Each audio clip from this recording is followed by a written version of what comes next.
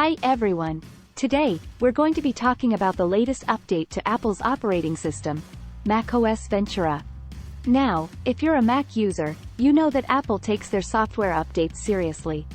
And with macOS Ventura, they've introduced some exciting new features that are sure to make your Mac experience even better. First up, let's talk about the new Control Center. With the Control Center, you can access all of your most used settings and features in one convenient location. From Wi-Fi and Bluetooth to dark mode and do not disturb, it's all right there at your fingertips. Next, let's talk about the new Focus Mode. This is a game changer for anyone who needs to stay focused and avoid distractions while working. With Focus Mode, you can set up custom profiles that block out notifications and apps that might distract you.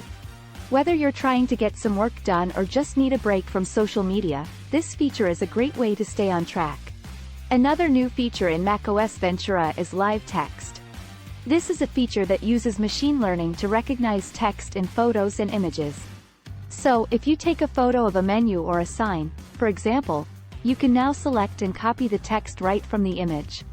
This is a great time saver and just another example of how Apple is using technology to make our lives easier. Finally, let's talk about the new Safari browser.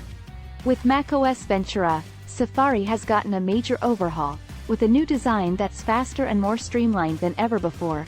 You can now group tabs together for easier navigation, and there's even a new feature called Tab Groups that lets you save and organize your tabs for later.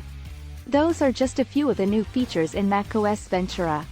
Apple has done a great job of adding new features that are both useful and intuitive. If you're a Mac user, I highly recommend checking it out. As always, thanks for watching, and I'll see you in the next one.